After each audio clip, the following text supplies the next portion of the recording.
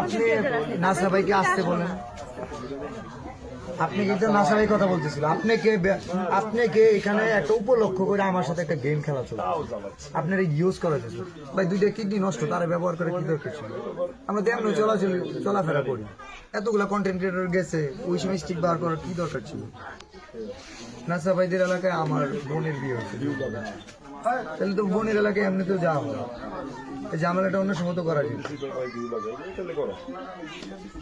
Roast করছিল, অনেকে ভুল বুঝছে যে না ঠিক আছে বইটা দিতে বিল্লালের তুলছে, স্টিক হাতে তুলছে। এখানেও কিছু বলবে, কারণ এন্টি পার্টি বলতে অনেকেরই লোকজন আছে, বুঝতে পারতেছেন, কিন্তু কেউ কিছুই বলবে না। আমরা আমাদের প্রতিজ্ঞা অনুযায়ী, কারণ আমাদের কথা, আমাদের ভালোবাসা মানুষরা এই কাজটা সম্পূর্ণ করবে। আগামীতে বড় কোনো কাজ করলে আমি জাস্ট তাকায় দেখবো যে কাজটা করবো সম্ভব। আমার যে ভালোবাসার মানুষ, যাদের চামচা বলেন, যাদেরকে দালাল বলেন, মানুষের পাশে দাঁড়ানোর জন্য তাকায় যথেষ্ট। নেক্সট কাজগুলোতে আমি বাসায় থেকে প্রয়োজনে লাইভে জয়েন করি। আমি যদি বলি আফিয়া 10 লক্ষ টাকার দায়িত্ব নিবে, নেক্সট নিতে পারবো। আমি পারভেজ ক্যান্ডিডেটকে বলে নিতে পারবো। আমি এক মুমতাজকে যদি বলি যে 10 লক্ষ টাকার দায়িত্ব নেও, কারণ জানে তাদের একটা বিল্লাল ভাই আছে, তাদের একটা বিল্লাল। আমি গাছের পাতাও যেমন বিক্রি করতে পারি, ঠিক নিজের সর্বোচ্চ বিলায়ও দিতে পারি। এখানে পৃথিবীর যত সাকসেসফুল মানুষ আছে, একসময় মানুষ তাদের পাগল বল, বিশ্বাস হয় না?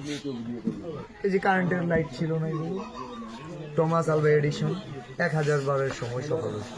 এই পাগলামি করছে, তার ফ্যামিলির লোক মানে তারা পাগল। রাইট না রং? আমরা কিছু হলে ডায়লগ দিয়ে দেখি এর পাবনা পাঠাই দাও, অথচ পাবনা থেকে একজন আসছে মানবিক মানুষ হেল্প করার জন্য। নাজমুল ভাই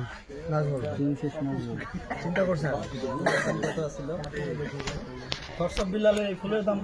অনেকে মজা করে বলে পাবনার মানুষ নাকি পাগল, অথচ 63 জেলার পাগল। টাকার দাম কত? কিছু হইলে আর কিছু পারে না, থরসব বিলালকে পাগল হয়ে গেছে। মানে কি একটা অপবাদ দেয়, থরসব বিলাল বলে গুটি খায়, এটা বুঝাইতেছে। দেখেন কতটা স্টুপিড। আমার সাথে 24 ঘন্টা মানুষজন চলাফেরা করে, 24 ঘন্টায়। আমি যদি খাইতাম আমার তো একটু হলেও টান লাগতো, দরকার হচ্ছে, তাই না? চিন্তা করে দেয়।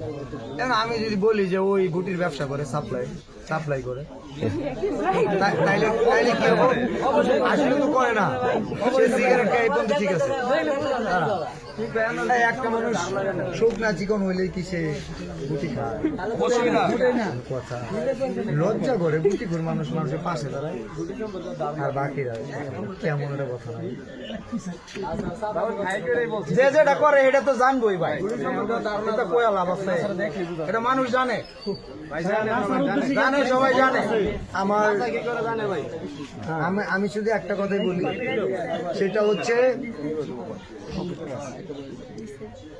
একটা সফলতার শেষ প্রান্তে যাওয়ার জন্য, জীবনের একটা গন্তব্যে পৌঁছানোর জন্য, এই গন্তব্যে যাওয়ার জন্য হেঁটে যান আর গাড়ি দিয়ে যান অথবা উড়ে যান, বাধা থাকে কিনা? বাধা থাকে না? হেঁটে গেলেও হুচুট খায়া পড়ে যাওয়ার সম্ভাবনা থাকে, কিন্তু উঠে দাঁড়াই কিনা আমরা? গাড়ি নষ্ট হয় কিনা কোনো জায়গায় গেলে? তবু আমরা ঠিক করে যাই, নাহলে অন্য গাড়ি দিয়ে যাই, কিন্তু আমাদের উদ্দেশ্য কি থাকে? গন্তব্যে পৌঁছানো। ঠাকুরগাঁওয়ে আমাদের বাধা দেওয়ার পরেও আমরা 47 ঘন্টায় সংগ্রহ করতে পারছি কিনা? এখানেও একটা বাধা আমরা দেখলাম।